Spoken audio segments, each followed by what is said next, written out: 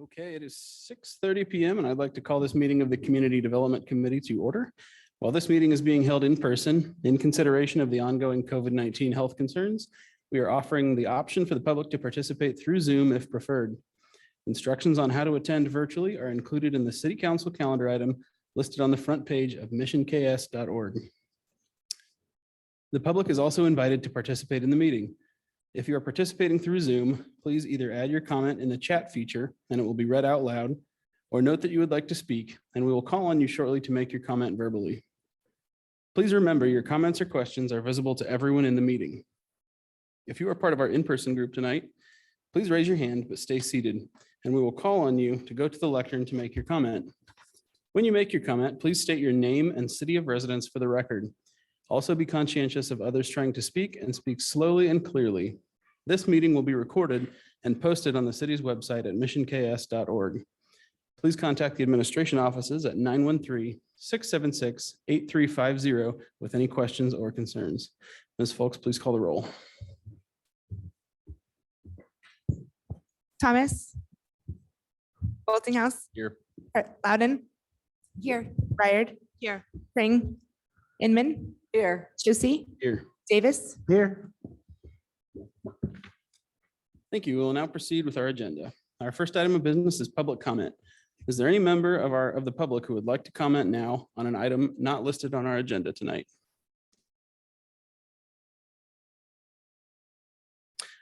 Okay, we'll now proceed with our regular agenda.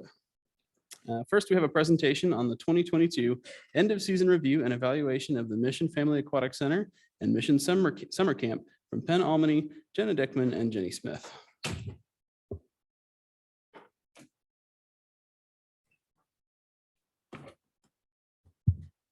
Good evening, Mayor and Council. So each year at the conclusion of summer, we report on the Mission Family Aquatic Center as well as the Mission Summer Camp, since it's two of our biggest offerings here in Mission. And with us tonight, we've got our aquatic facilities manager, Jenna Dickman, presenting on the Mission Family Aquatic Center. And then we'll have Jenny Smith, our recreation program supervisor, present on the Mission Summer Camp. Jenna?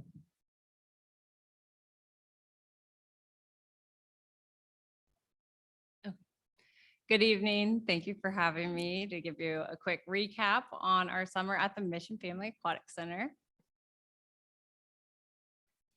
Some changes we had in 2022. We went ahead and did away with some of those protocols we had in place last summer.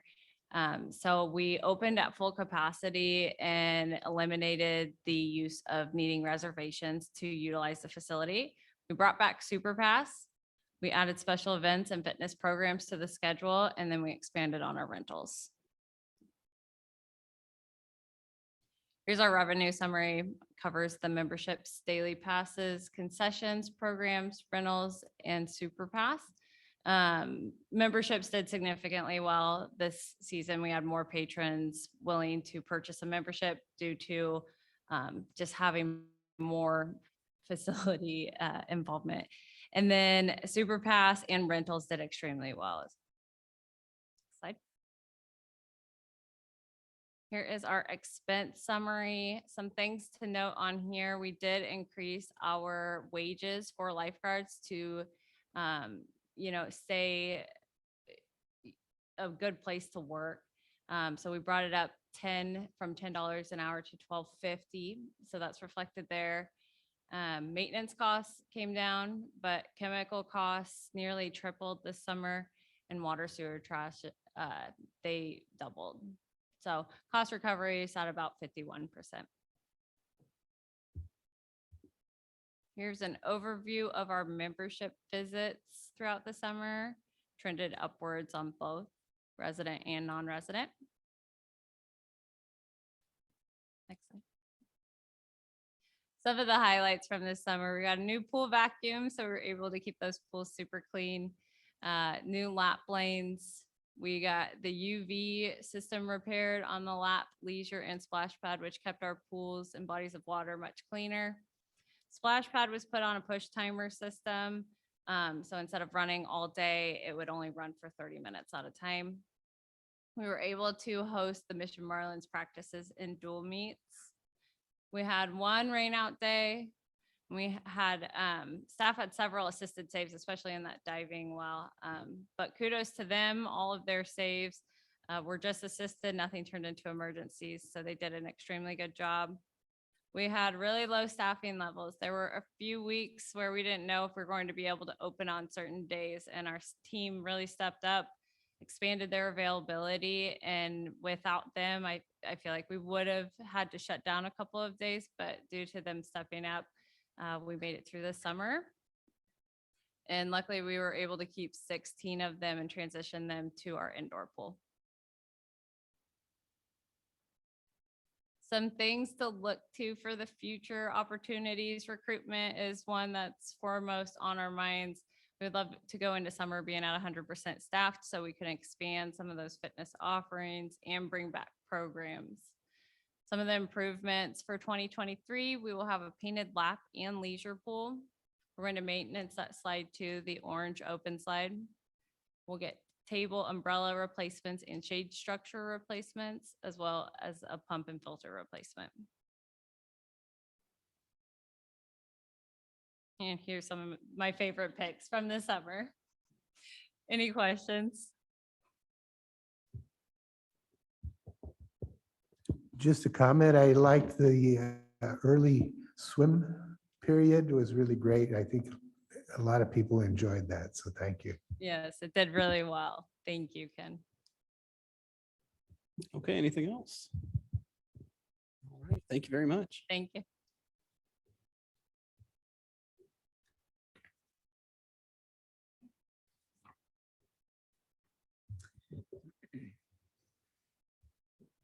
Thanks, Emily. Hello, thank you. Hi, Mayor. Hi, Council. Appreciate being here this evening to talk about our Mission Summer Camp from 2022. We're going to dive right in there, Emily. And it's thinking. That's okay. Okay.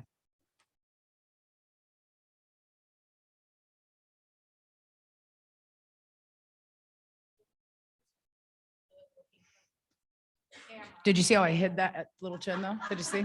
I was looking, I was like, ooh, angle up, Jen. So thank you. You're welcome. You bet, Laura. Thanks. So to briefly talk about a snapshot, here's some of the items that we like to highlight for our Mission Summer Camp. Obviously, we are licensed with the Kansas Department of Health and Environment. We ran 9 weeks this year. We started June 6th, ran through the first week of August. We did have 18 part-time / seasonal staff. For our total campers this year, we did have 1,073. We did limit this year to 120. Normally, we can take up to 180. That's a lot for our facility size. So we're looking to get 150 is our sweet spot. 120 is the number we landed at because of staffing. We have to stay in ratio due to our licensing. So staffing was a little bit harder this year. We did have 181 unique campers. Multiple campers do attend every week. And so we have a lot who are repeats, which we love. Yes. 22% of our campers were Mission residents. So we always like to see that. We did increase our camp fees this year to $145 and $155. That does still give our residents a $10 discount. That's also applicable for our POWELL Community Center members as well. We do plan on increasing our camp fees again next year just to stay comparable in our area. We run a really great camp and do really fun things. So we want to make sure that we're getting our money's worth for it. Thank you. Next.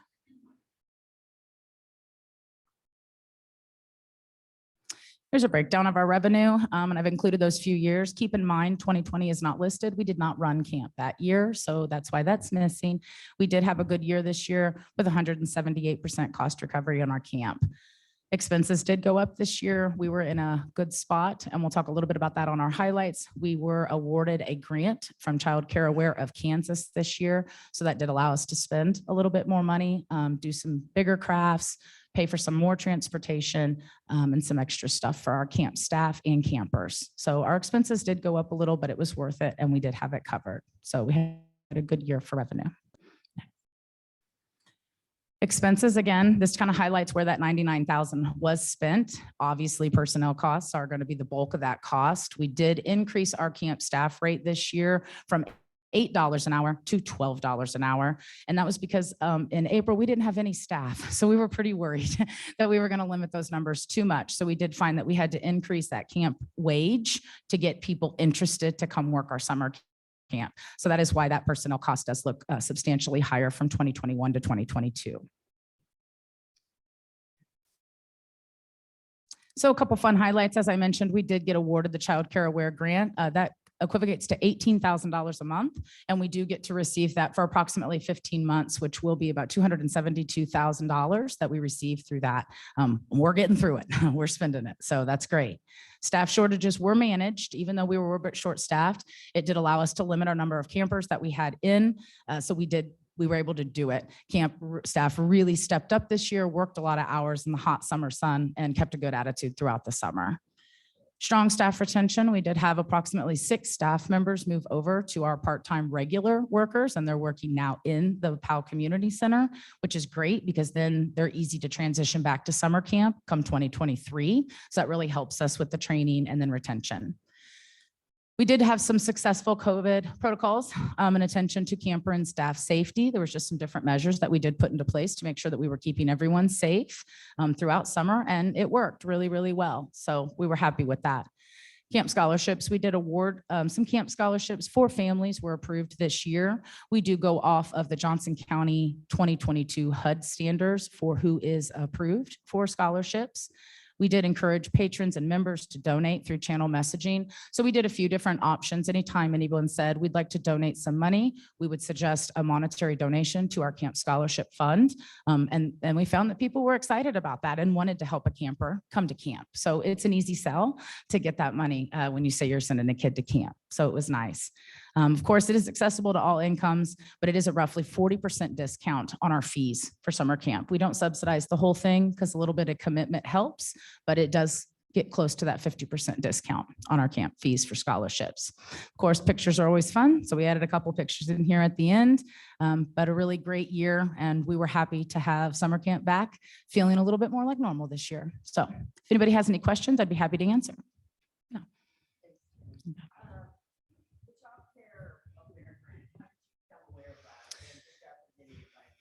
Thank you. Appreciate that. You know, I was actually in a meeting. It was a networking meeting here for some local park and rec peeps.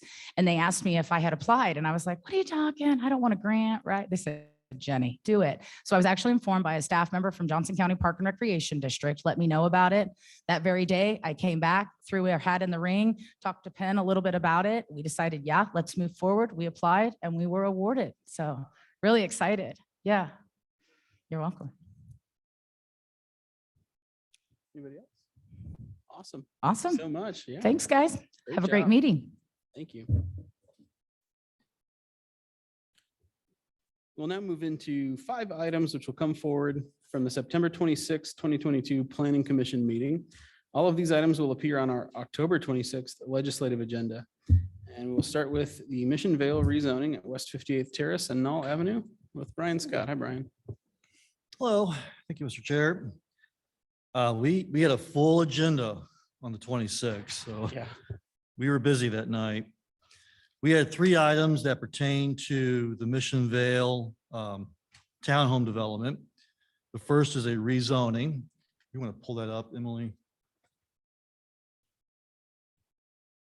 So this project is located at the southeast corner of West 58th Terrace and Nall Avenue.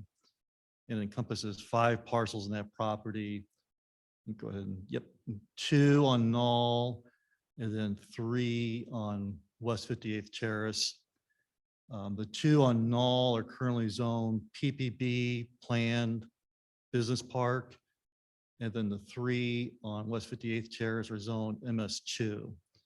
So the first step was to rezone all those properties to D&D. So we held a public hearing for that. There was no comment at all from the public. And then the planning commission approved the rezoning 9-0. So, okay, next item. Why don't you skip going a little bit? We had the preliminary development plan. And this is essentially the proposal. They are a series of townhomes. You'll see that picture down at the bottom, the illustration kind of shows a row of townhomes going down West 58th Street. When we looked at the proposal, the zoning actually requires no more than 6 in a row. So he had to kind of break those up a little bit. But those are kind of examples of what the 6 units would look like. They're 2 stories, 2 bedrooms, 2 baths, 1 or 2 car garages, kind of depending how they lay out. And the zoning requires that there be enough off-street parking for essentially 2 cars per unit. So some have, most of the parking is in a garage, but there is some parking on site in a lot behind.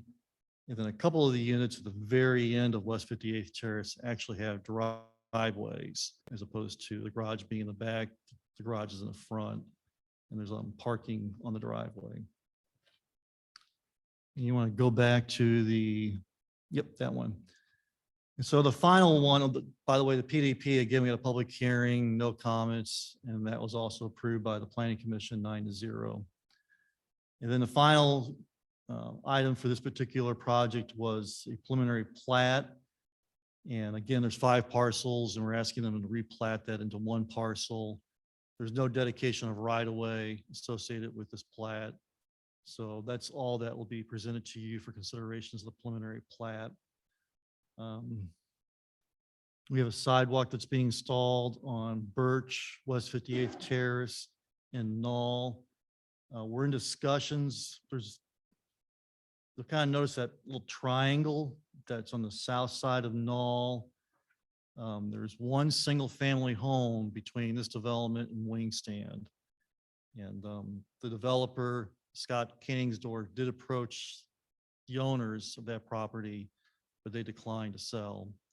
So he didn't pursue it any further. We have talked with him about extending the sidewalk that he's building along Nall all the way down to essentially Wingstand. It's kind of a complete connection. So we're working with him on that detail. And the preliminary plat was also approved 9-0 by the Planning Commission. So that's all for Mission Vale. Okay, any questions? Yeah, looks good to me. The other item that was on the Planning Commission agenda was a preliminary and final plat for Horizons High School. They are doing some interior renovation. And so we asked them to consider platting that property and giving a small donation along Johnson Drive to the city for right-of-way for future road improvements. That proved to be more of a challenge than anticipated because there's no records of that property. They don't have a deed. They didn't have anything. So it's kind of starting from square one. But interestingly enough, there's 2 kind of half lots in the corner there, the sort of the northwest corner of that property, in addition to the larger plat where the school actually sits. And so it's an opportunity to kind of clean up some boundaries and get all correct, as well as make that donation of right-of-way along Johnson Drive. So we'll be able to have that for a future road improvement. So that was approved by the Planning Commission 9-0, and that will be on the agenda for your consideration later this month. And the final item was a final plat for Mission Preserve. You'll recall that this is a 132 unit multifamily residential development at roughly the southwest corner of 51st Street and Riggs Avenue. It's a 9-acre plot that's undeveloped. Jason Furtick of Stride Development purchased the lot last summer and submitted a preliminary development plan that was approved by the city council back in the winter. This is primarily for those that are 55 and older. And so he submitted his preliminary final development plan to the Planning Commission, and that was considered and approved by them. And then also we had this final plat. There is a dedication of right-of-way, and it's in the very northeast corner. It's a kind of that, almost like a trapezoid type of shape there. That's actually where Riggs crosses and has a little bulb there for kind of a turnaround. And so we asked that he donate that to the city. what he's doing with his plat.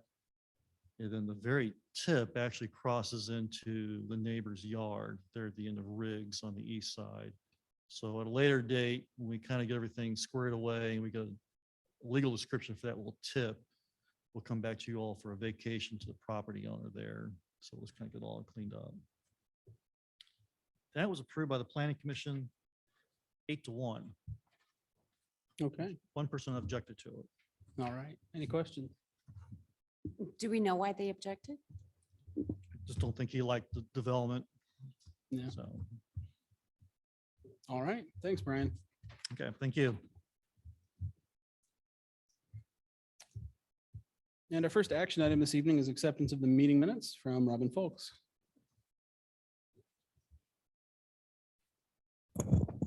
Thank you. Draft minutes of the September 7th, 2022 Community Development Committee meeting are included for review and acceptance in your packet. Is there a recommendation or comment? Recommend acceptance. Consent agenda? Thank you. Next, we will consider an amended joint use agreement with Water One for Waterworks Park with Penn Almoney.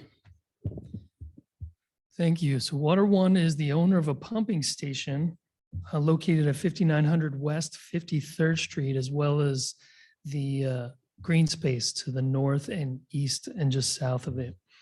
November 15th, 1982, Mission entered into a joint use agreement with Water One to allow the city to, quote, occupy, operate, maintain and repair for public parks and recreational use purposes. That area that was designated is now called Waterworks Park.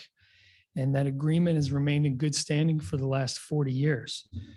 So since we began the conceptual redesign of many of our major parks, we decided to reach out to Water One and include them as part of the stakeholder group discussions to make sure, since they are the true owners of the property, that they had a voice and were weighing in appropriately on any of their concerns or some longstanding use patterns that we could probably glean from them. So we included them, and they've been a part of the last 2 years stakeholder meetings. Conceptual design that was most recently proposed and reviewed was shared with the public in September 2021, as well as the spring and this entire summer at Mission Market.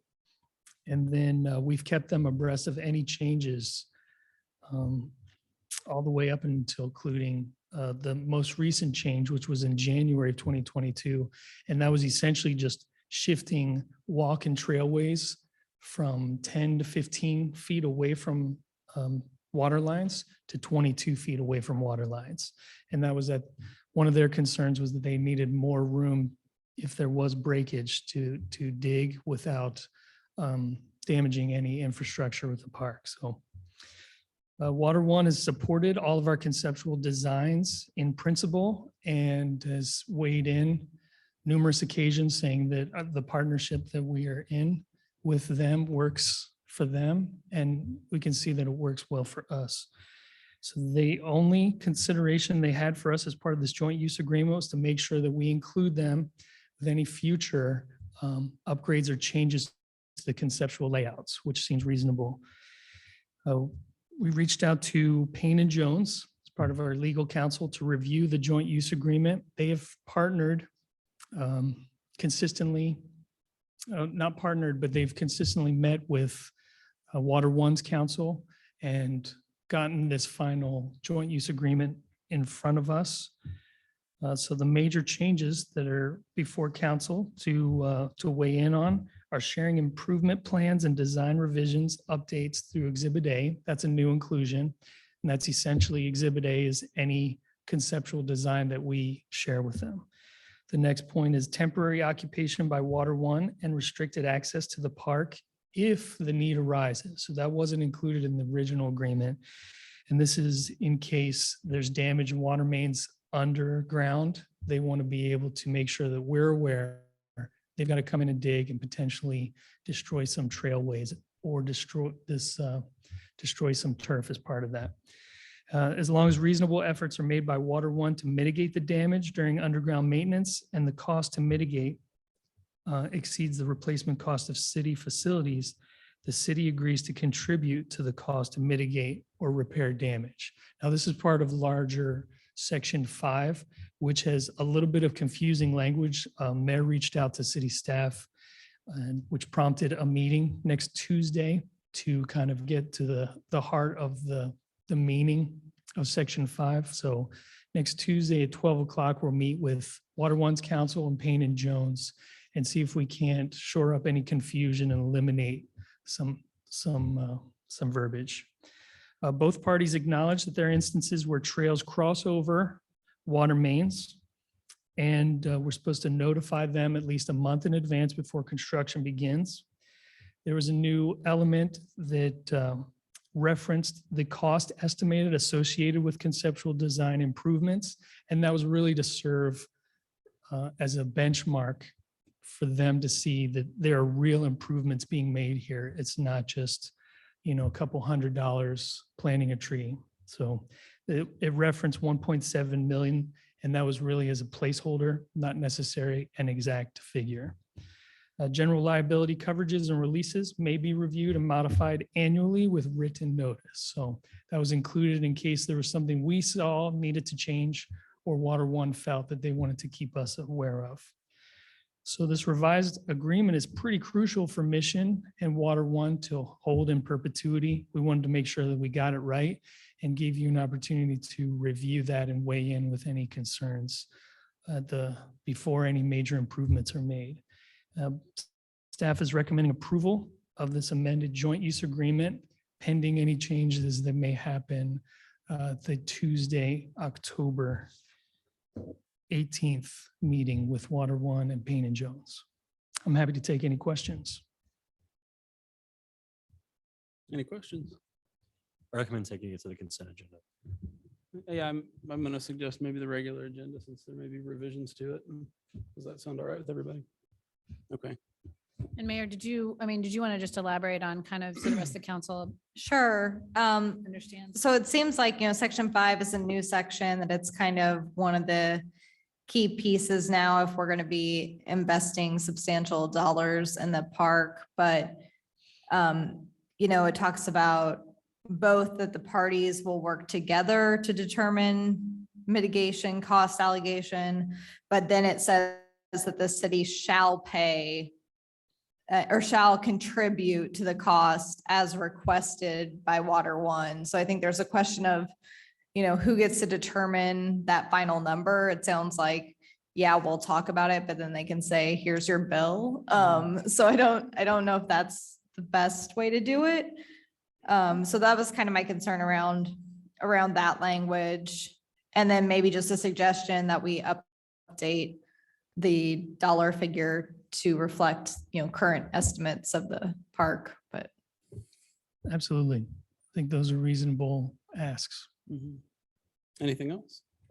And just to clarify, I already know the answer to this question, but just to clarify, the design of the park, the new stuff that we'll be putting in won't be on top of any mains or have to be torn up. It'll just be trails, correct? Correct. So yeah, they weighed in pretty heavily on that. And obviously with our invested dollars, we wanted to make sure that the potential of damage in the future was as minimized as possible. So all major structures, benches, play features, restrooms, shelters, they're all pulled away and are centralized to the park.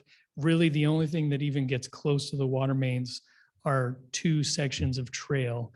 And at their request, we tried to make them almost at a 90-degree angle so that there's not a long stretch that kind of, runs parallel and risk damaging long stretches. So thank you for clarifying. Mhm. Anything else? Okay, everyone's still all right with taking it to regular agenda? Okay, thanks, Thanks. Ben. And our third item tonight is consideration of a pavement condition update contract with Celia Duran. Good evening, Mayor and Council. As most of you or all of you know, Stantec collected pavement condition index data on our streets in 2017. And then in 2020, prior to the sales tax election for streets.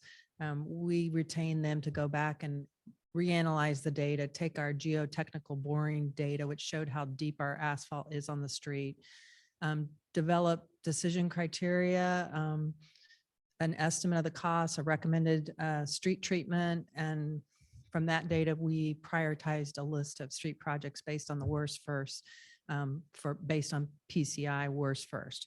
So industry standards recommend that we collect this data every 5 years. And therefore, we're recommending retaining GEI consultants with GM Blue Plan as their consultant to go ahead and collect the PCI data again and really follow the same format we did before, but update the streets and the costs, and we'll just look at our prioritized list. And the reason we think this is important is back in 2017, we had a lot of chip seal streets, and sometimes that chip seal can cover, the street condition underneath, but after time it comes up from the bottom of the pavement and it reflects. So we just want to make sure that when we're prioritizing that we have the best data. And we drive the streets every year and just kind of make sure and take a look and say, does this make sense? So it's just good data to have so that we can make those data-driven decisions. So the reason we're recommending that team is because the project manager that did all the data analysis from Stantec is now at the GM Blue Plan, and he's very familiar with our city and streets, and we had a really good working relationship. So if you approve this contract in an amount not to exceed $20,000, then we're hoping to get the work completed by December 2022. I'd be Questions or happy to comments? answer any questions. And yeah, go ahead, Ken. No, I'm just ready to move if you're ready. Oh, I was just gonna say, my understanding is that the coring data, we have all that. We don't need to, they won't be coring again. It's just sort of a survey of what they can see. Correct. Okay, great. Okay, I'd recommend that we take this consent. Everyone okay with that? Okay, Thank you. thank you. We'll now consider a maintenance agreement at Rushton Elementary School with Unified School District 512 with Brian Scott.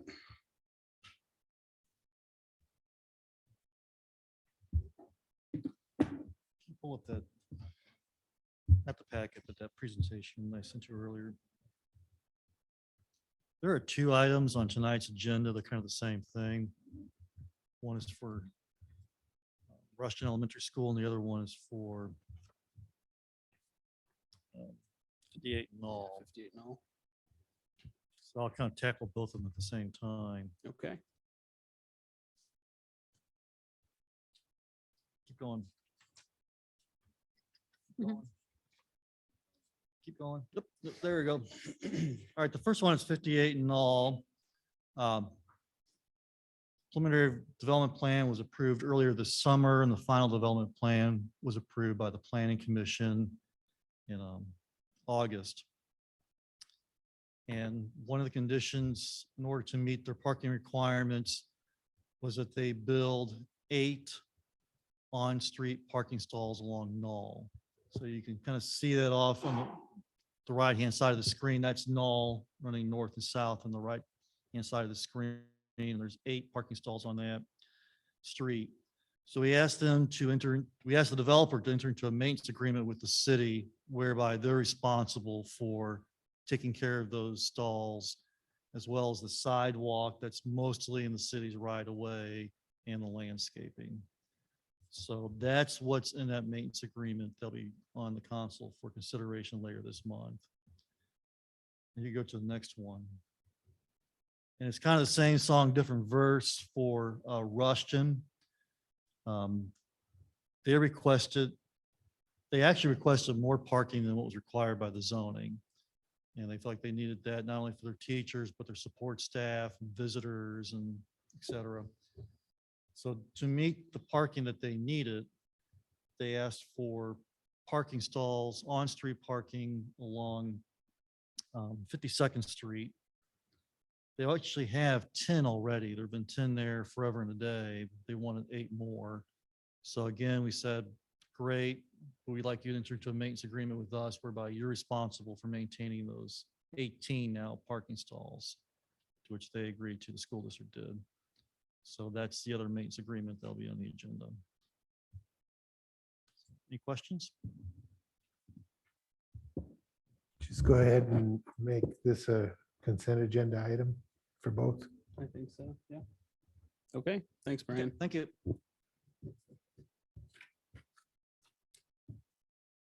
Well, there are no other discussion items on our agenda this evening.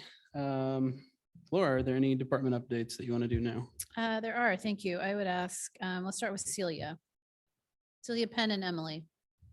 In that order.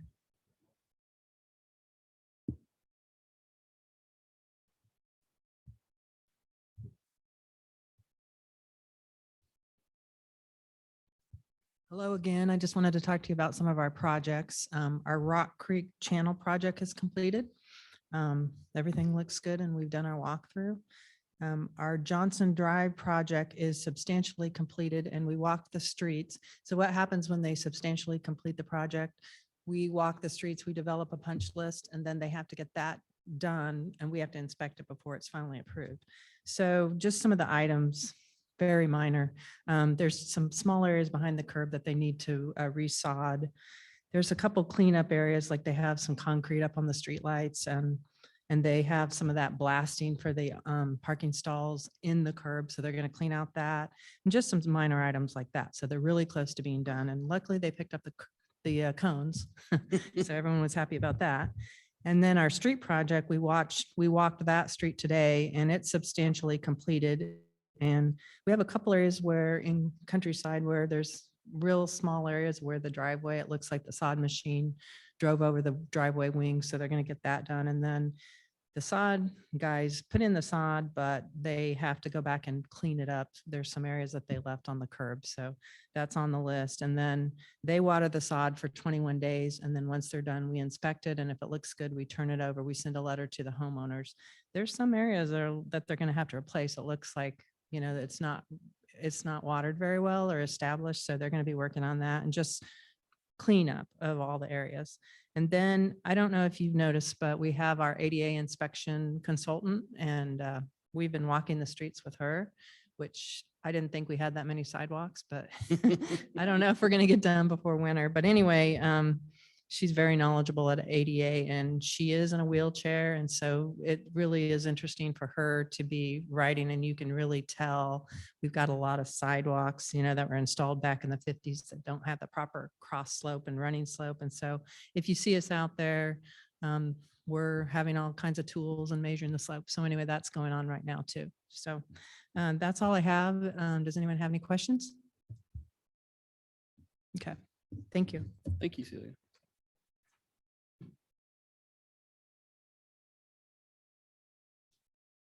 Hi again, Ben. Hello again. Wanted to update you on the Mohawk construction project. You may have noticed there is some soil turned.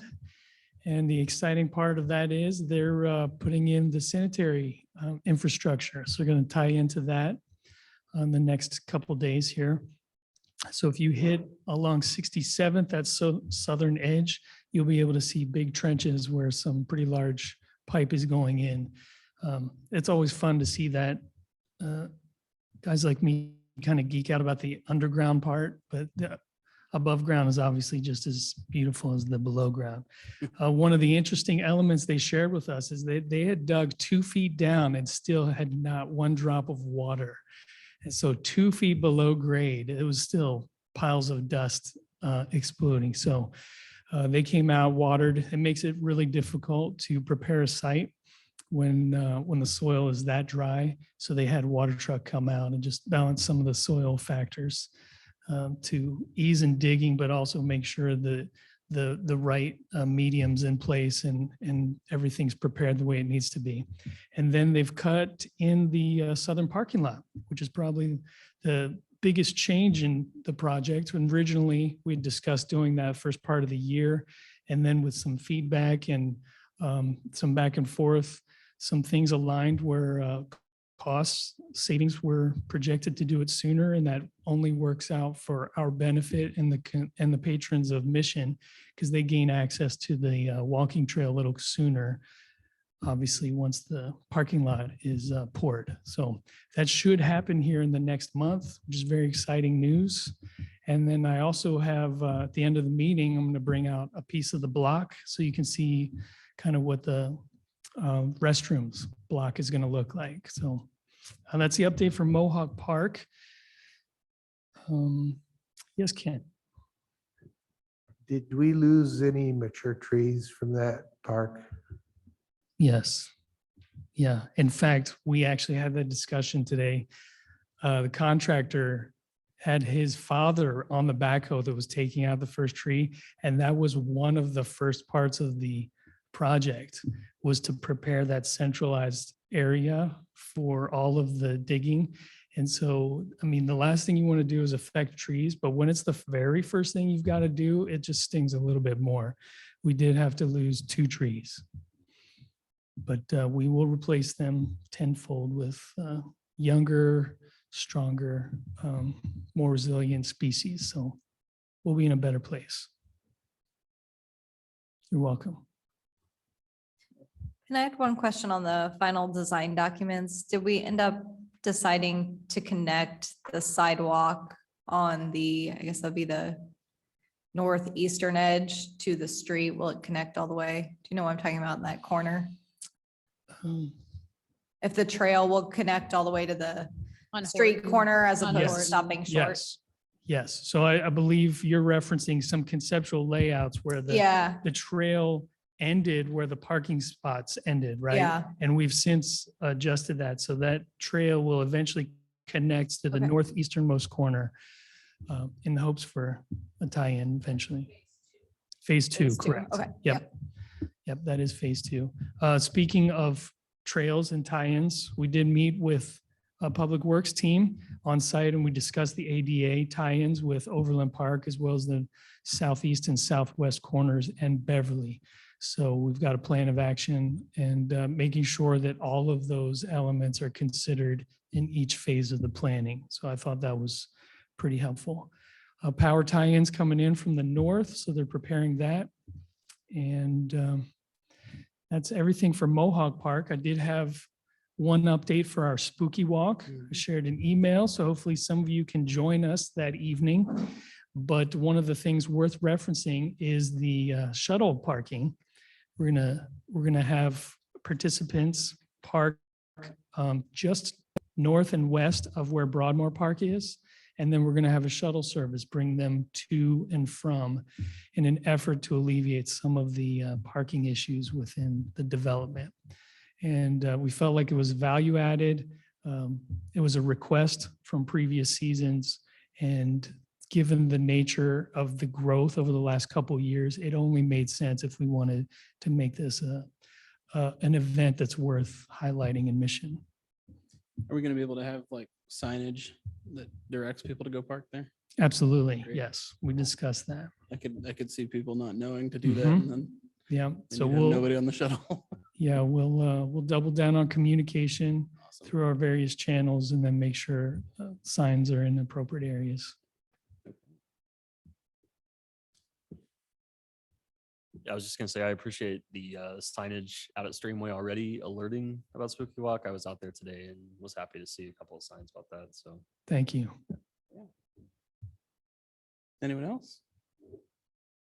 Okay. Thanks, man. Council.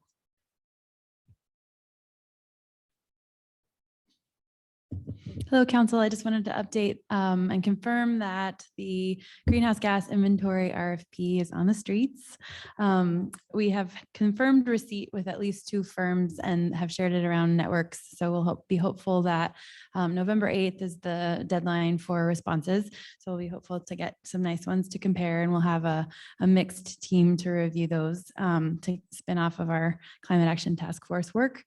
We also have started internal discussions to sort of work through the 18 recommendations from the task force to kind of define some next steps and kind of a work plan for those that we wanted to kind of get our heads around as an internal team, and then can be prepared to share those back out. So just wanted to keep you posted that things are still moving ahead. Awesome. I don't need to tell you that, but I know there's a lot of task force members that are going to be excited about the greenhouse gas survey. So thank you. Any other questions, comments? Okay. Do we have any more department updates? Okay. Excellent. It is now 7:15 PM. With no further discussion, that concludes the meeting of the Community Development Committee. And this video will be made public on our website at missionks.org. Thank you. Thank you, Chairman. It is now 7:16 PM, and I'd like to call this meeting of the Finance and Administration Committee to order. While this meeting is being held in person in consideration of the ongoing COVID-19 health concerns, we are offering the option for the public to Zoom in if preferred. Instructions on how to attend virtually are included in the City Council calendar item listed on the front page of missionks.org. The public is also invited to participate in the meeting. If you are participating through Zoom, please list your comment in the chat feature and it will be read out loud, or note you would like to speak and we will call on you shortly to make your comment verbally. Please remember your comments or questions are visible to everyone in the meeting. If you are part of our in-person group tonight, please raise your hand to stay seated and we will call on you to come to the lectern to make your comment. When you make your comment, please state your name and city of residence for the record. Also, please be conscientious of others trying to speak and speak slowly and clearly. This meeting will be recorded and posted on the city's website at missionks.org. Please contact our admin offices at 913-676-8350 with any questions or concerns. Ms. Folks, will you please call the roll? Thomas, Boltinghouse, Here. Loudon, Here. Bayard, Here. Ring, Inman, Here. Josie, Here. Davis. Here. Thank you. We will now proceed with our agenda. Our first item of business this evening is public comment. Is there any member of the public who would like to make a comment on an item not included on our agenda? All right, seeing none, we will now move into our public presentations, informational only section. We do have one presentation this evening. It is a review of the 2022 audit from Brian Scott and BT and Company. Okay, thank you, Mr. Chair. I'm going to take off my Community Development Director hat, put on my Finance Director's hat.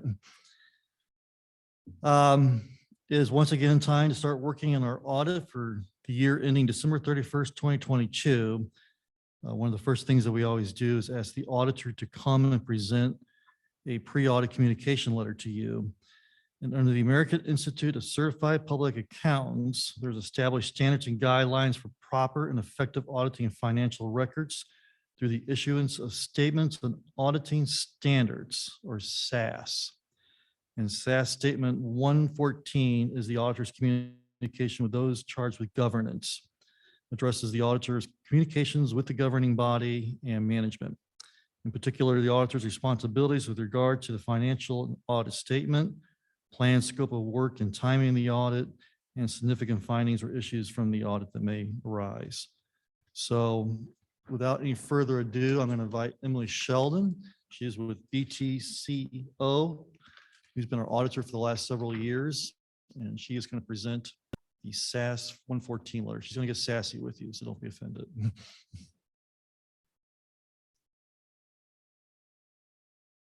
Thank you very much, Brian, and hello, everyone. It's a pleasure to join you this evening, as Brian said, and my name is Emily Sheldon, and I am a manager with BT & Co. I'm here tonight to present to you information related to the planned timing and scope of the audit of the City of Mission's financial statements. Audit standards do require that we communicate this information to you in the form of a letter. The first section of the letter discusses communication between our firm and the City Council. As part of our audit process, we will speak with the mayor to discuss the council's oversight of the effectiveness of internal control, any areas of concern that we need to be aware of in performing our audit, or any concerns about fraud. We also want you to know that before we begin the audit, that we would immediately reach out to you if we were to encounter any instances of fraud, instances of non-compliance with laws and regulations, disagreements with management, or any serious difficulties encountered in performing the audit. At the conclusion of our audit, we will issue a letter to City Council that communicates certain matters that are significant and relevant in your oversight of the financial reporting process. The second section of the letter discusses our independence policies and procedures that are in place to ensure that we remain independent in the audit services that we are providing to the city. The third section of the letter discusses our audit planning process. The first step in our planning process is obtaining an understanding of the city's internal controls. We use this understanding to identify certain risks in the city's operations and to tailor our audit approach. The fourth section of the letter discusses how we apply the concept of materiality to conducting our audit and how we use materiality in deciding whether to record adjusting journal entries. At the conclusion of our audit, we will provide to you any adjustments that we made as a result of our audit, as well as any uncorrected misstatements that were noted but not required to be made by the city. The fifth section of the letter discusses our evaluation of risks of material misstatement. As part of our preliminary risk assessment procedures, we have identified management override of controls, fraudulent revenue recognition, and significant accounting estimates as significant risks that will receive special audit consideration. The sixth section of the letter explains that our audit of the city will include obtaining an understanding of internal control, but our audit is not designed to provide assurance on internal control, and we are not providing an opinion on the city's internal control. The section also details the additional reports that may be issued if the city were to undergo a single audit. Finally, we will be visiting the city's offices in December to perform our preliminary audit fieldwork as part of the audit planning process. The dates of audit fieldwork will be finalized by our audit scheduling committee over the coming weeks, but we expect audit fieldwork to commence the week of February 27th. If you have any questions, I'm happy to answer them. Additionally, Brian has the audit team's contact information, and you're more than welcome to reach out at any time. Any questions for our guest? All right. Thank you very much for your report. Thank you. We will now proceed with our regular agenda at this time. Our first action item this evening is the acceptance of the meeting minutes from Robin Foltz. Thank you. Draft minutes of the September 7th Finance and Administration Committee meeting are included for review and acceptance in your packet. Recommend acceptance and take it to consent. All right, good with that. Our next item is consideration of an ordinance imposing a 3/8% citywide retailers sales tax. Yes, thank you. This is where we get to put the exclamation point at the end of all of the work that has occurred over the last 12 plus months. So the final step in us being able to levy and impose that 3/8 Parks and Recreation sales tax is for the council to consider an ordinance authorizing that. And so that was what was included in your packet. You'll recall that we passed that sales tax renewal overwhelmingly with almost an 86% approval rating last month, which was fantastic. And about 25.73% voter turnout. So the election results have now been certified. The council will consider the ordinance at your October 26th. Is that the right date? 26th meeting. And I can't get my head around what days we're meeting on this month. And then we will give notice to the Kansas Department of Revenue. So there will be no break in collection of that sales tax for us. So I'll be happy to answer any questions.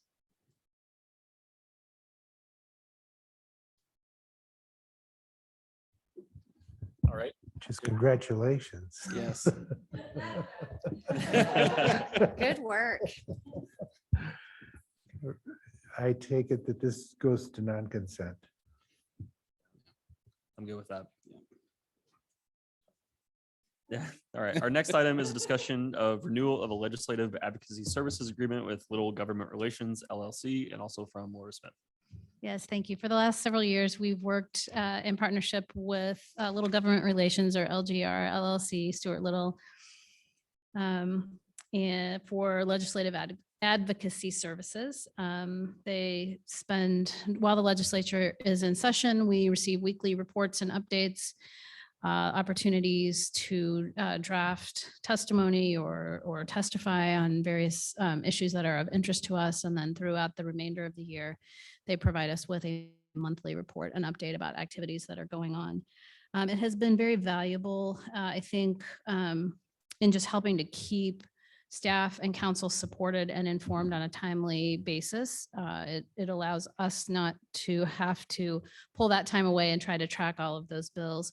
And although several years ago, we didn't form a coalition with some of the other cities in the Northeast, as we had discussed, several other cities are using LGR. And so we are frequently communicating with them, and where we have the opportunity to sort of combine and consolidate our voices on issues that are of interest to us, we are able to do that. So staff is recommending renewal of the agreement for 2023. The rate or fees are recommended to remain unchanged at $10,000 a year, which is where we started in 2020.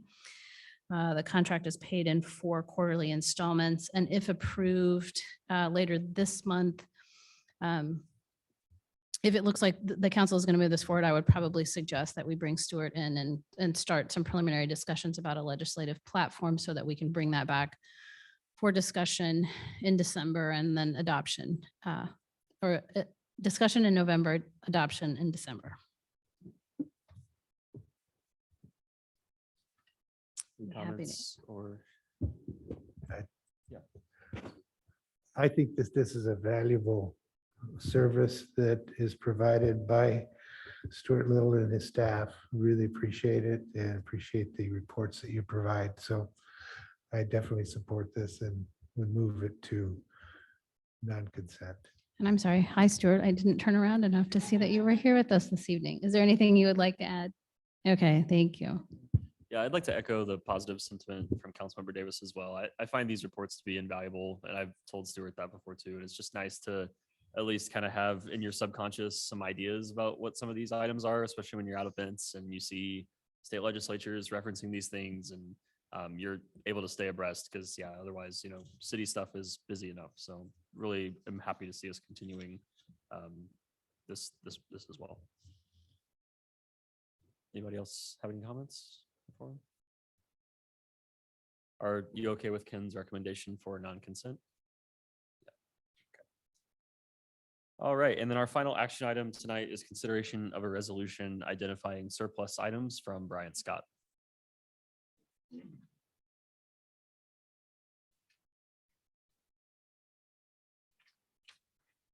Back again. So this is a declaration of surplus items. We do this once or twice a year. We're going through items and we're declaring those surplus are primarily vehicles, various pieces of equipment and computer equipment. On the surplus list tonight, we have an Econo van that belonged to the police department that they obtained through a seizure several years ago. Then a table saw and some various chairs. I think they were at the community center, or maybe we got the old ones from the community center. And these are from City Hall. And then various pieces of computer equipment. And we added one item that we discovered in the closet earlier this week. And it's a scanner that the former city clerk used. So former, she doesn't need it anymore. So we're going to surplus it. So that's it. Any recommendation for this item? Recommend we take this to consent. Sounds good. All right, that concludes our action items for this evening. Let's now move into discussion items. We do have 2 discussion items this evening. The first is a discussion about vape shop regulations in the city of Mission from Laura Smith. Yes, thank you. So we've talked over the course of the last, I don't know, couple of years around some requests from some other council members about potential revisions to our indoor clean air smoking regulations here in the city of Mission. And that has prompted some other discussions about other limitations or restrictions that we might want to consider on tobacco retailers. And I think Councilmember Davis has been a strong advocate for those over the course of those discussions. And as kind of the look at Casey's coming into the old Hartman hardware space evolved, he reached out to the mayor and I both, and just wanted to sort of maybe re-engage in that discussion about what opportunities we had, particularly with respect to vaping products and limiting access for our youth or discouraging access for our youth for those products. So we've done some preliminary research, and really our purpose this evening is to just kind of make sure, I think we've had some consensus around that issue and exploring that issue more fully in the past. But before we sort of launch into a full-blown, pull all of that out and bring a recommendation back to you, we just wanted to hit some of the highlights and make sure that you all were comfortable with that. We've conducted some preliminary research. I think everybody's aware that we don't license tobacco retailers. That's actually handled through the state of Kansas. And I've listed those current tobacco retailers that are licensed here in Mission in the discussion items summary. And you can note that Casey's had already applied for and received their tobacco retailer's license, even though they are not yet open. In looking at some preliminary research, several years ago, the city of Shawnee enacted some zoning regulations related to distance requirements for vape shops specifically, not other tobacco retailers, but specifically vape shops.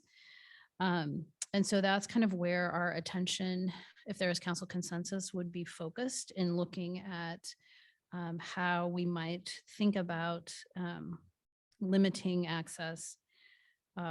Shawnee's code prohibits the e-cigarette or vaping retail outlets within 200 feet of property used or zoned for school, college, church, commercial daycare, as well as property zoned or used for residential use. They also have some restrictions that there's a mile distance limitation between vape shops in their community. May not be applicable as we move through the research here just because of our size compared to the size of Shawnee, but something certainly we could look at there. And so again, we're just here this evening to kind of take some preliminary discussion and get some direction. Councilmember Davis will not be here for the committee meeting or the council meeting in November. So if there is some consensus, the plan would be that we would bring this back as a more fully fleshed out discussion item in December.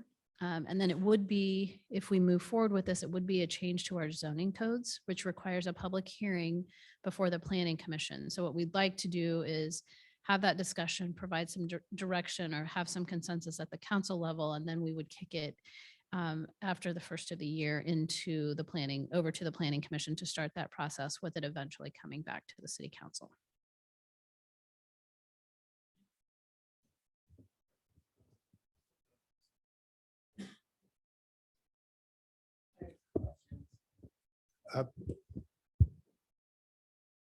Can I? Yeah, I just wanted to say thank you to the mayor and to Laura for putting this on the agenda. I know that we've had some discussion in the past. There have been cigar bars that have been proposed and others, and I know that over time I have been an advocate for tobacco-free Kansas, and any way that we can reduce the exposure of youth to vape products and other tobacco products, I think is a healthy thing for our community. Thank you. Okay, thank you.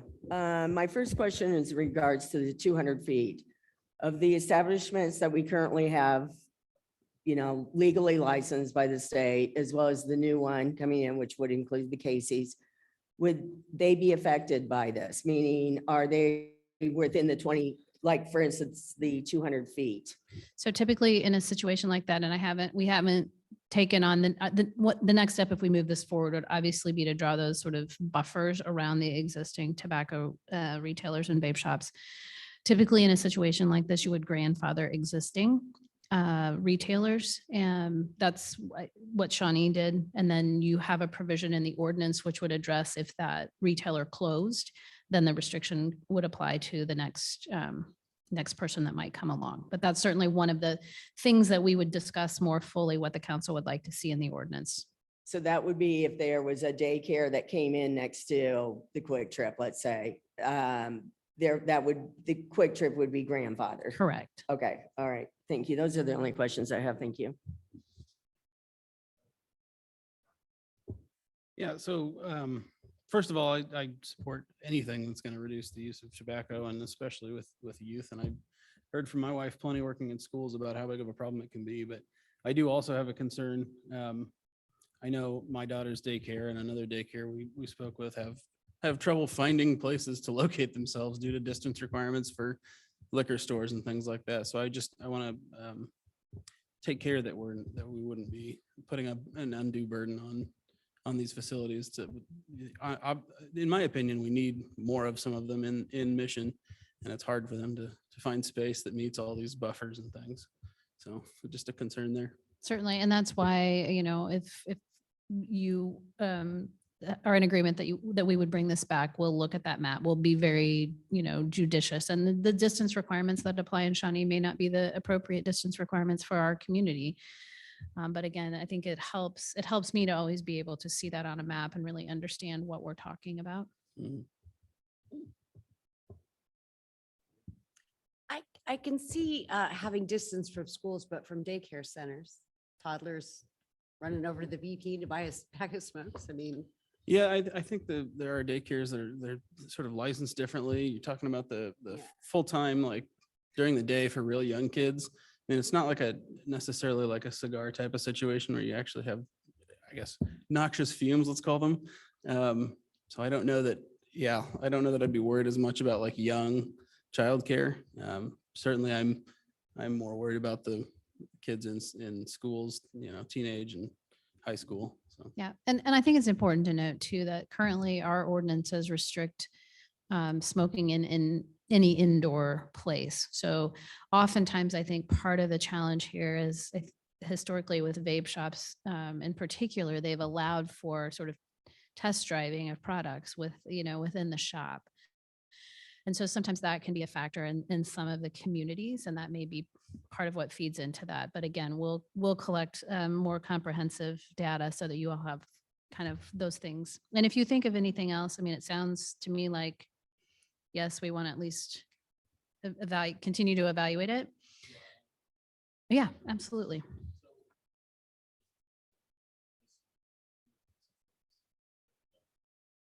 Thanks. So just to confirm, if we were to explore this, the 9 existing places would continue to operate business as usual. This would only apply towards any new establishments coming in that would be wanting to sell tobacco. Correct. Or if one of the existing 9 were to go out of business and, no longer be a tobacco retailer, then that if they were located within whatever buffer zone you established, a new business tobacco retailer would potentially be limited from coming into that space. Thanks. Is this for vaping only or for all tobacco? And could you clarify, it's 21 now to buy tobacco and vape products? Yes. And this is, if we model it after the city of Shawnee's, which it would be just the vaping products. Okay, all right, thank you. I just needed some clarification on that. Yeah, Ben. Do we have authority to regulate age of smoking at all? Like above 21? Or can we do that? You could be, I believe you can always, well, I don't know that because that's a federal issue at this point, but we can certainly look at that. I think there are some age issues and correlation with some state statutes that I have on my list of things to discuss with Stuart for this session anyway. So we'll kind of wrap some of those conversations in. Okay, yeah, and yeah, like Kristen was asking, if Shawnee's example is just for vape shops, I don't see much of a reason to allow tobacco shops any closer than a vape store. So if that's, I don't know that we need to carve that out if it's not already carved out. All right. Yeah, Ken. I know that we could also look at the Johnson County Health Department and have their consultants come and speak to us with regards to this as well. Yeah, I'd just be interested to see kind of what staff comes up with and see what the details are and determine if that's, a worthy endeavor to move forward at that time. Yeah, I don't really need more information from Johnson County Health. We've already had them here. Thank you, Ken.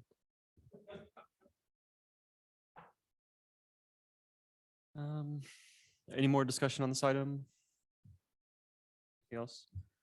All right. So let's move on to the next item this evening, which is related to debt financing scenarios for street and park improvements. This is also with Laura Smith. Bringing around around some packets. We have a PowerPoint presentation that I'll ask Emily to bring up, but there were enough things that don't translate well onto the screen that I wanted to share this as well. So I think everybody knows that ever since, well, even before we passed and renewed the street sales tax, and definitely before we renewed the Parks and Recreation sales tax, there's been a lot of conversation and discussion around what can we do to consider some debt financing scenarios around streets and parks. So if you want to, next slide, please. So the question, I think, and this is, I think you all are familiar, but why now? Why we have both of those dedicated, yeah, absolutely. If anybody on staff is dying to have a copy. We have both of those guaranteed repayment streams now confirmed. So you've heard me say every time I can when I'm up in front of you that until we have a repayment source that is clearly identified, I'm always hesitant to recommend anything that relates to debt financing. Doing it before the end of this calendar year, if we can accomplish that, and we'll talk about that. We'll talk about kind of a calendar later. We'll be able to take advantage of bank qualified or BQ rates. The first $10 million of any issuer in a particular calendar year is what's designated as bank qualified, and we secure a better interest rate on that first $10 million. So it allows a bank to purchase it. And I can send a lot more detailed information if you're interested, or we'll talk about that later. But if we find ourselves in a position in 2023 to consider a special obligation bond issue related to the Gateway project, although those bonds would not be secured with the city's full faith and credit, they do count towards that BQ limit. And so any bonds that would be issued in that instance would take away our ability to take advantage of those interest rates. So that's sort of an incentive. If we're going to do something, what can we do? We know we have the cash flow needs for larger projects, specifically Fox Ridge, which is currently in design and expected to be constructed next year. And again, the council has repeatedly expressed your desire to demonstrate really meaningful progress to the community in both of these investment areas. So next slide, please. One of the other things in thinking about why now is if you look at this debt summary, and we saw this just last month in our budget presentation, but all of our existing street and parks debt will be repaid in 2023.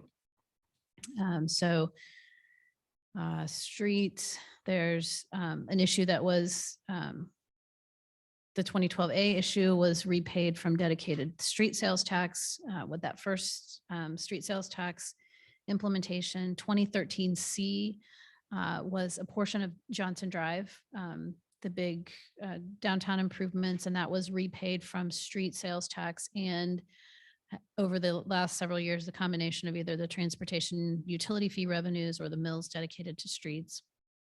2013B was the debt issue for the reconstruction of the Mission Family Aquatic Center, and it was repaid exclusively from the dedicated Parks and Recreation sales tax revenues.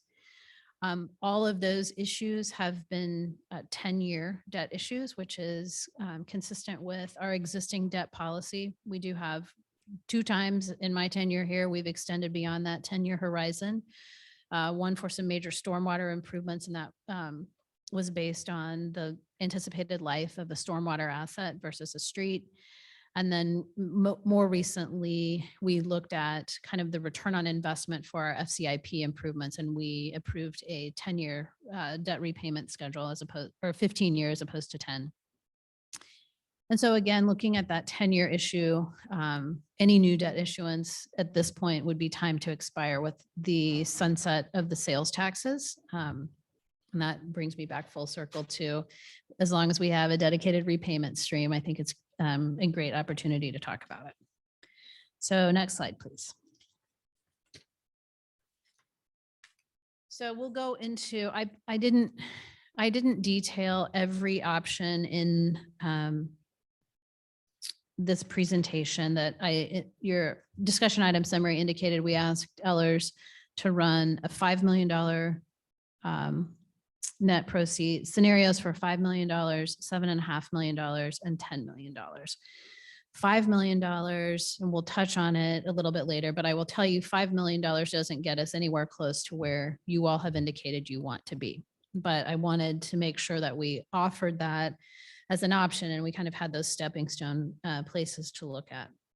So where I landed with the issues that are in the presentation, and you have the debt runs in this packet that I've handed out, you have them for all of the scenarios.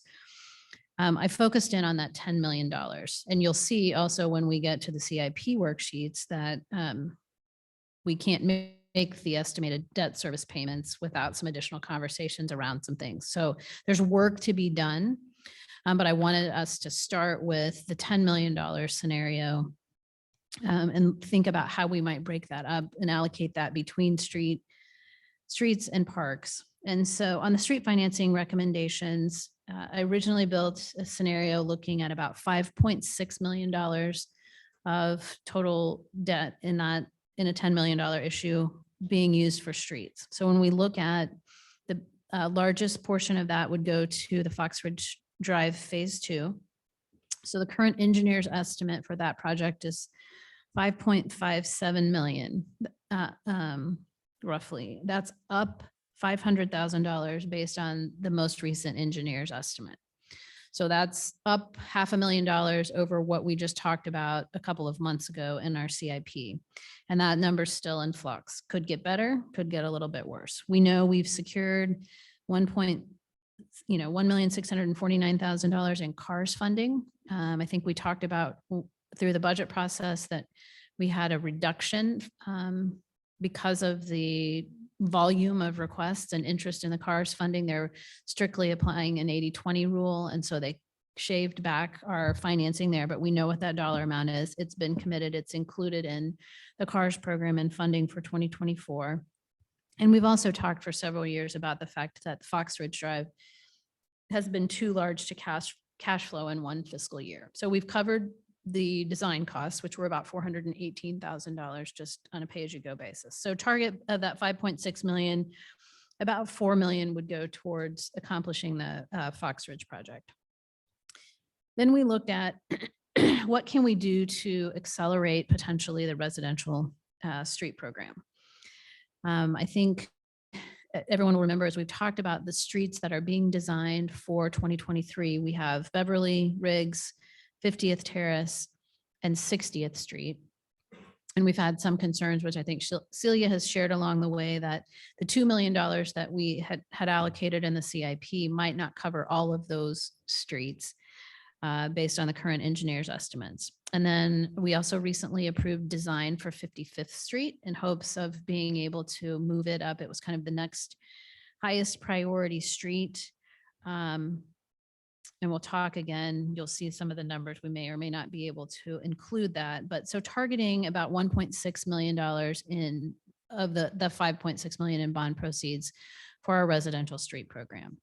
So some of the things that are important to consider with a bond issue of any size that we do is, particularly as it relates to streets, though, we need to preserve sort of some bonding and repayment capacity to be applied, or we'll have to consider additional bonding for the next phase of the Johnson Drive improvements from Lamar to Metcalf. And I think that's about all in about a $12 million project. We've got an STP grant application that has, Celia, what did you tell me? We're the fifth highest scored project in the STP grant process. So we have a good chance we will get some money. We've asked for 6 million. We don't think it's likely that we'll receive 6 million, but you don't ask, you don't get it, right? So we've asked for that. We will also apply for CARS funding for that project, but there's still a lot of things in a kind of a state of flux in terms of what revenues we might need.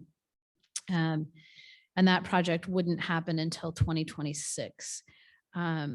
It's important to kind of think about that timing because it is also necessary for us to spend 85% of whatever our net bond proceeds are within a 3-year period. So there's some other sort of nuanced arbitrage and tax implications, but in order to comply and to have our bond counsel be able to sign off on that, we would need to spend it. So you don't ever want to look too far out on a construction horizon. And so it gets a little iffy when we're thinking about a project that may happen in 2026. Another big factor is just staff capacity to manage the projects that we have. We want to be able to do that well, and we want to be able to deliver a quality project for our residents. And so I think, we don't want to be too aggressive in that regard. And then I think, earlier this evening, we talked about the update to the PCI inventory. We don't expect wide scale changes or a real upheaval of that apple cart, but there's the potential that some streets could shift based on that PCI inventory. And so I think having that data in hand by the end of this year will also help us make decisions about what programs we might want to accelerate in the future. Then if you flip to the next slide, please, if we think about then the balance of that $10 million, 4.4 million going to park financing recommendations. From a staff recommendation perspective, I think, and certainly all of this is up for discussion, we would look at and recommend moving forward with the Waterworks Park improvements. We've talked a lot about wanting to try to time the park improvements in connection with the Rushton rebuild so that when we open a new school or when the school district opens the new school, we'll be able to showcase a new Waterworks Park at that same time. That right now, the current estimate for Waterworks Park is about 2.4 million. And then thinking about the next piece is Mohawk Phase 2. Potentially with the goal of really being able to just continue the Phase 1 construction somewhat seamlessly with less disruption to the park and to the neighborhood, with target bond proceeds for that at about 2 million. Again, other considerations when we look at debt financing for park projects, we want to think about those things that we already have in progress. So Mohawk Phase 1, and we'll touch on some of those things here in just a minute. Streamway Dog Park, and then the Broadmoor Trail, which you authorized the design for the Broadmoor Trail at the last meeting. And we would expect then to get that designed and bid and construct that and replace that entire trail and widen that trail in 2023. Again, staff capacity to manage the projects and just time to evaluate and pursue additional grant funding opportunities. Some of our best, I think, grant funding opportunities exist on the Parks and Recreation side. And so we want to always be able to leverage other people's money as often as we can. So next slide, please. So just a little bit more. And so then included in your packet, I think I got them matched up correctly. I just wanted to, and it's hard to see the small conceptual drawings, but I wanted to kind of just give everybody an opportunity to refresh our memories about the conceptual designs for all of the parks, even those that may not be recommended at this point to be part of a debt financing package. Waterworks Park improvements, as I mentioned, current cost estimate of about 2.4 million. I think there are still potentially some opportunities for some what I would call value engineering there as we look at the probable opinion of cost. It's a pretty significant investment in about $500,000 between a shelter and the restroom facility. I think folks will recall that we did some of that. We kind of started at one level with Mohawk and we brought that down to something that we felt was more appropriate for our community. So there are still some opportunities within the Waterworks Park conceptual design, I think, to identify some potential savings.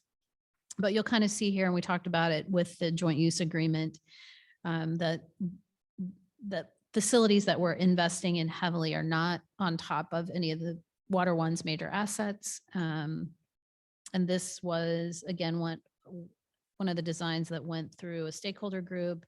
And I think they came most quickly to consensus around kind of the design on this. But 3-level playground, some lighting, trail is a main feature, trees, shelter, restroom, and the expansion and bringing the parking that exists there into compliance with ADA, which Celia told me last week. She said, is that on the list for Waterworks Park? Because I think you just walked that, and the parking stalls there were an area that we were going to have to address.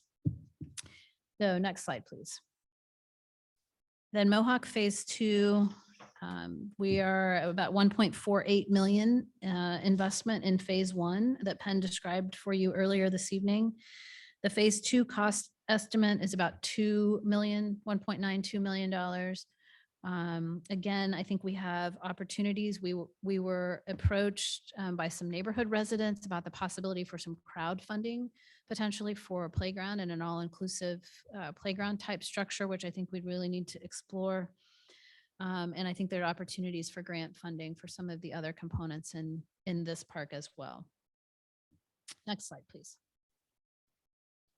Streamway Park Phase 1 improvements. Phase 1 cost estimate is about $900,000.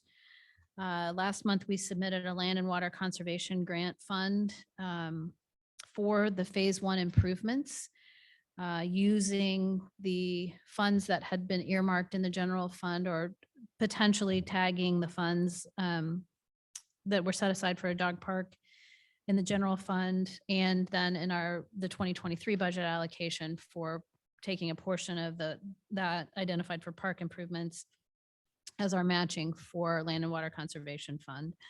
The total estimated cost for this park is about 1.9 million. So there's another million or so that would be estimated after the Phase 1 improvements. But I think expanding the parking and getting the dog park amenity in, and that also.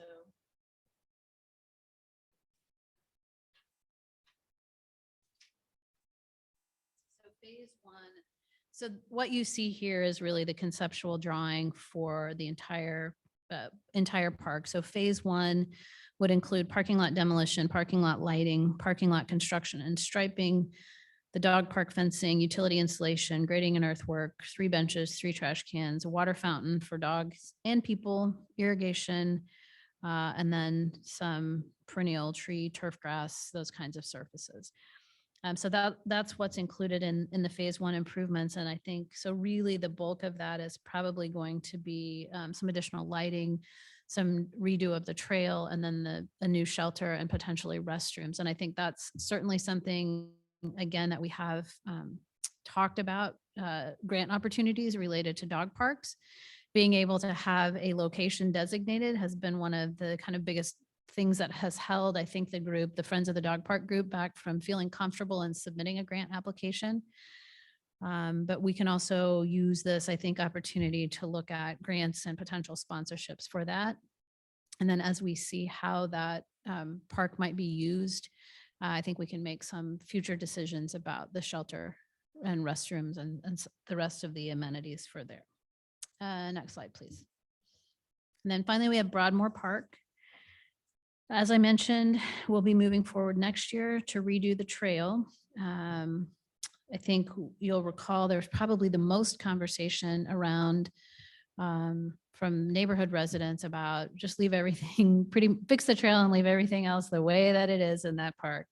So we very much simplified the design, the conceptual design for Broadmoor Park, leaving the parking lot where it was. It already, as you are aware, has existing restrooms. At some point, we would like to upgrade those. But from that perspective, it right now is our only park that has restrooms available. So the total estimated cost for the conceptual design, this sort of simplified design, was about 2.4 million. About 222,000 of that has already been approved for the trail reconstruction in 2023. And again, I think we have lots of opportunities for grant funding that could be available to us. I don't know if I need to. Oh, nobody else is seeing this. Next slide, please. Okay, so next in your packet is all the really fancy schmancy bond scenarios and debt runs that have been prepared by Ellers. you'll kind of see as you look through these that they've estimated interest rates anywhere between ranging over the 10-year life of these issues from about 3.9% to 4.3%. So true interest cost of about 4.4%. I asked them to run the scenarios with a 10-year repayment with level debt service. That's certainly something, once we kind of look at the actual bottom line budgetary impacts, we could go back and reevaluate. It is nice when we can, and I think it's a priority to try to maintain that level of debt service so that you don't have peaks and valleys and annual budget allocations. I can't read my own slide because I've got a security update message that's appearing. I can just close it. That's fine. So as I mentioned, we asked Ellers to evaluate the 5 million, 7.5 million, and $10 million scenarios. So some of the challenges that we'll step through here in just a minute. So on the street side, as I mentioned, we're seeing cost escalation. And I think that's something we're going to see continue. And so that's impacted kind of what we thought, some flexibility that we might have for debt repayment in the bottom line in our street CIP. As we have kind of discussed, as we've built this program, it sets up we know we have some competition between our residential street program and the larger arterial collector streets that we are repairing as well. And so I think being able to layer a debt potential bond proceeds on top of this really helps to kind of illustrate and maybe helps us refine some of the conversations around, do we have enough for streets or what does that look like? As I touched on, we don't really know yet the status of some of the grant applications that we have out there, whether that be STP or if I think we are anticipating that we would continue to see a reduction in our CARS requests in future years. And then in the CIP scenarios, which we'll touch on in just a minute, I didn't add on in any potential revenue from the dedicated sales tax that could be generated from the gateway site. And so when we come back and look at this in a little bit more detail, can kind of show two alternatives there. So what happens if the gateway moves forward? We know in both of those instances, there's fairly significant revenue that's generated by those dedicated sales taxes. On the park side, I think, again, cost escalation, funding needs for some of our other amenities here at the PCC and at the MFAC. Our goal has been to really have this next 10-year period in particular be a focus and have an emphasis on our outdoor parks and getting improvements in our outdoor parks, but we don't want to do that to the detriment or neglect of the other facilities that we have. Again, pending status of grant applications and future grant applications. And then just again, the dedicated sales tax that could be available if the gateway project moves forward.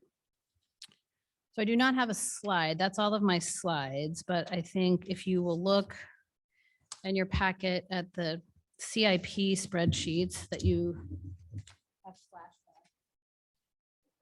Hopefully not from the budget process. So what I tried to do here was really just update the street and park program plans, working from that $10 million bond scenario, splitting it $5.6 million in streets and $4.4 million in parks and recreation to just see what happens to the bottom line. So you can see, and we'll start with the street program plan. So you can see where in 2022, I've added in $5.6 million in debt proceeds. Gives us a very healthy fund balance going into 2023. 2023 reflects that 1.4 million in mills that we've dedicated and identified in the budget that would come over. You also see in the interest and other category on the revenue column, the additional $500,000 that we indicated that we wanted to allocate to streets from our excess fund balance. Then you'll see the CARS revenues that come in and some other things. Then you see the increase down under capital projects. The increase reflect the increase to the engineer's estimate on Fox Ridge. And then on the residential street program, that number grows. If we look at, based on the engineer's estimates today, doing all the streets that are in design, being designed for 2023. So those 4 streets plus 55th Street, it would take us to this 3.9, almost $4 million. So you can see that in 2023, we're good. But if you move over to 2024, so we can make that debt service payment. So debt service on $5.6 million worth of bond proceeds is about just call it $690,000 a year. So when that gets plugged in across the bottom, you'll see kind of what happens to our fund balance. So I think there's some opportunities to address that. But I think it's going to require a little bit more conversation about what do we really want to do and how much do we think we can accelerate the residential street program. I didn't have an opportunity to plug in the $7.5 million scenario, but I will do that tomorrow, and we can kind of come back and reshare some of these things. So let me stop before we move into the bottom line on parks, and which kind of looks the same. Well, let's look at it because then it's probably easier to have a complete conversation. So if you look at the larger spreadsheet for parks, kind of the same thing happens. 2022, you see 4.4 million in bond proceeds come in. 2023, you see Waterworks Park, Broadmoor Trail resurfacing, which was already there, Mohawk Park Phase 2, Streamway Phase 1. You also see in 2023, the $453,000 in land and water conservation grant funding coming in. And so you can see even in 2023, so debt service on $4.4 million of bond proceeds would be about $540,000 a year.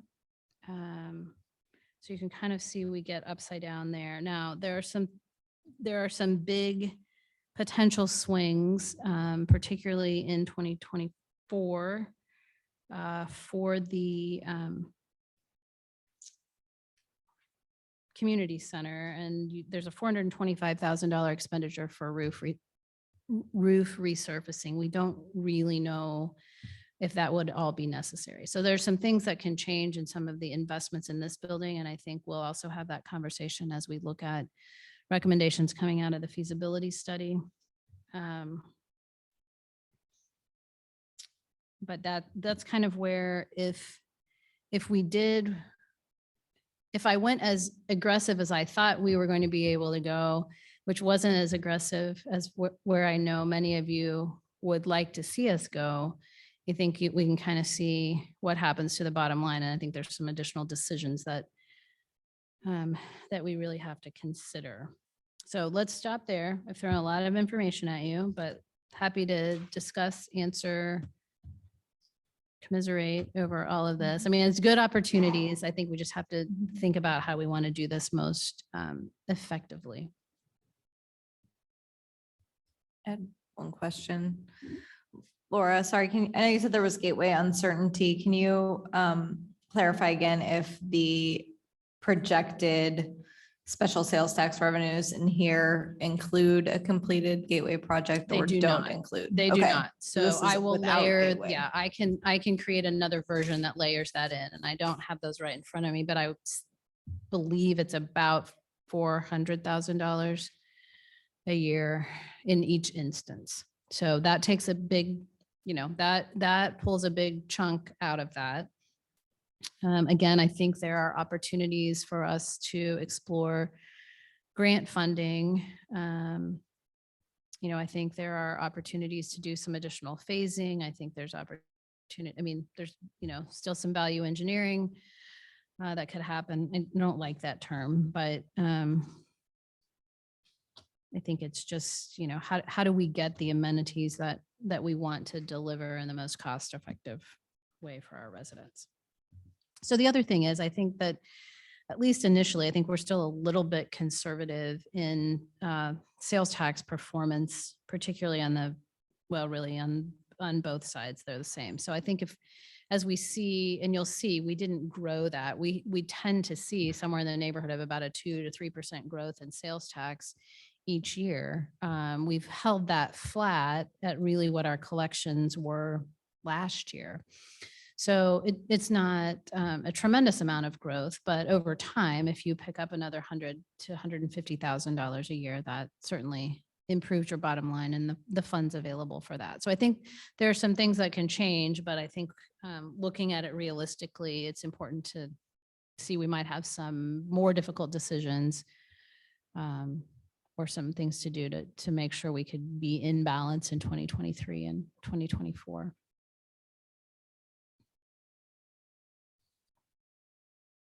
Good. What's the current number of mills dedicated to streets? I'm sorry? What's the current mill rate that goes to streets? Well, we kind of said we wanted to transition potentially away from mills. So it has been 7. That was a number because that was the transportation utility fee generated about $750,000 a year. And at the time we transitioned from the Tough to mills, it took 7 mills to generate that same amount. 7 mills in the 2023 budget is actually closer to, with the increase in assessed valuation that we saw this year, is right around that $1.4 million. But that's one of the things that you'll recall we talked about in the budget, that as we look at street funding each year, we maybe don't want to tie that to a specific number of mills. We might want to look comprehensively at what our needs and our priorities are in that particular year. And Celia, plug your ears because she'll always want you to up the number, right? But you have some flexibility there. We know we'll have to be cautious with that because we've kind of made some decisions around our excess fund balance. And unless we see some recovery in some other areas, that could be challenging, but that's certainly an option.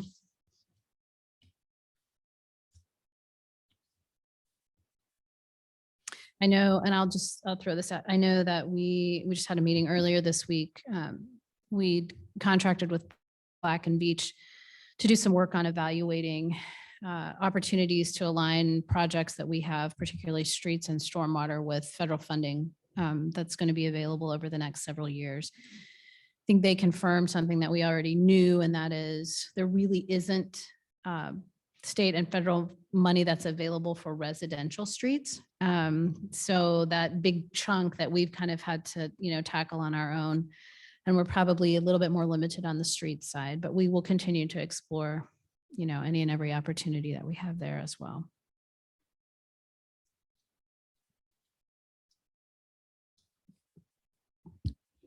Laura, when we have our next discussion, will we also have an updated picture of what those anticipated increased parks maintenance costs would be once we build out these parks? Because I know that's not going to be reflected in the CIP, but I think those were fairly substantial dollars, at least in Penn's initial presentation, once we're talking about operating these parks and in particular the dog park. Yeah, I think we can absolutely bring that back. The question is when and how. And so let's talk a little bit about timing, and then we can talk about anything else anybody has questions around. But so typically when we've issued debt, it's kind of a multi-step process, and we've always aligned a bond sale with to coincide with a council meeting date. So we sell the bonds typically that morning, and then we bring the results of that bond sale to you at your meeting that evening, and then you adopt an ordinance and a resolution, and we move forward with that. Based on where we are in this calendar year and the way that our meetings fall in November and December, our legislative meeting in December is December 21st.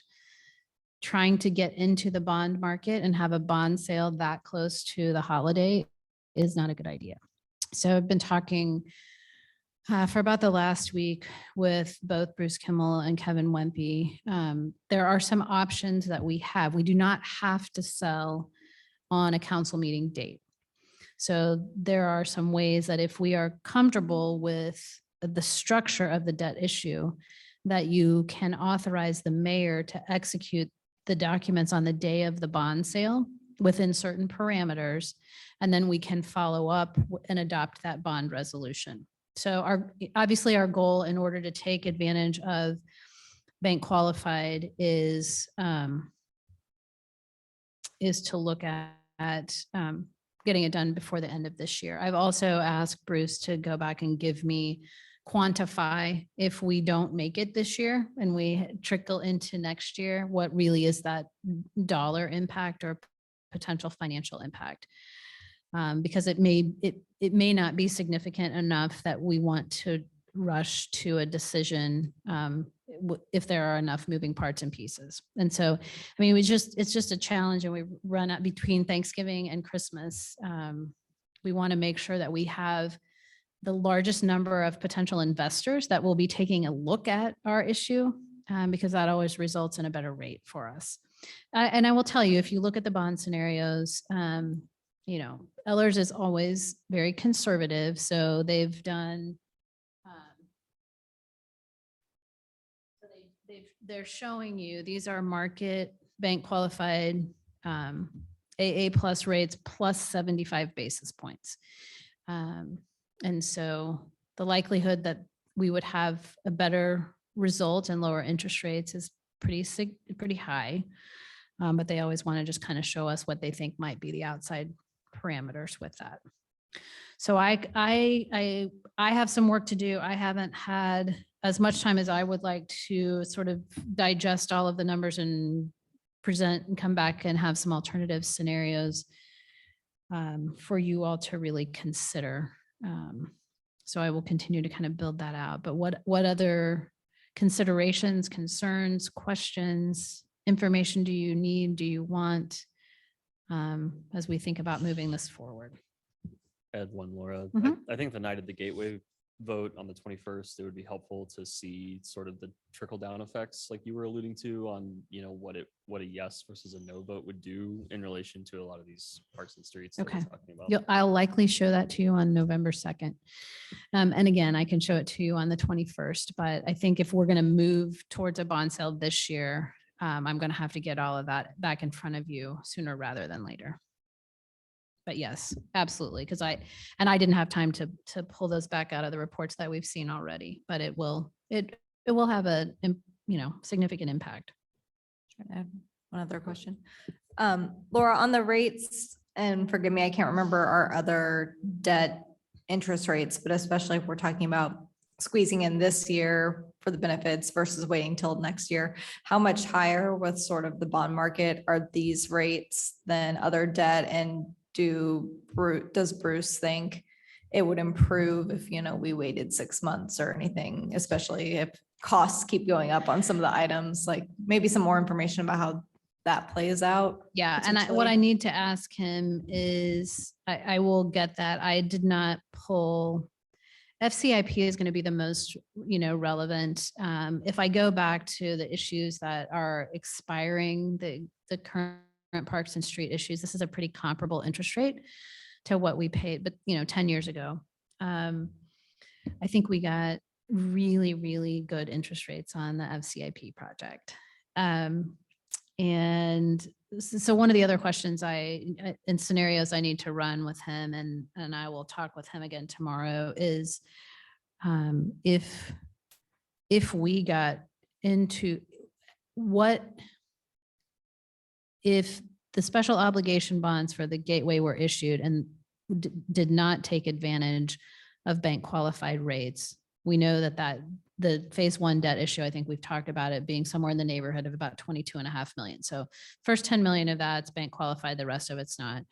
I don't know what impact that has in the pro forma that he's run for them. So if we issued 10 million and then they issued 20, and then we issued 22.5 million, I don't know how that impacts their pro forma. And I want to understand that so that as we potentially move the knobs and levers, we understand what the implications might be. Any further questions for Laura? All right, I think we're good. Okay, thank you. Finally, this evening, we do have department updates. Laura, are there any department updates for the Finance Administration Committee? Okay.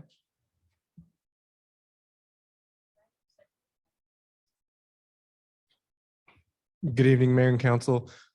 Several months ago, we had a discussion about license plate readers and their implications and some funding opportunities that we had in front of us. And just wanted to report happily that we received word that we did receive $140,000 in federal funding to procure those license plate readers. So we're moving forward with our partners who at the county and Overland Park and Prairie Village to finalizing those plans and getting final bid estimates and hopefully have something in front of you soon. So good news for that.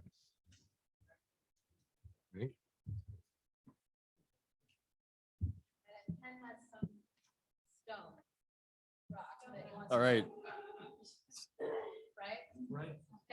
Oh, wow. All right.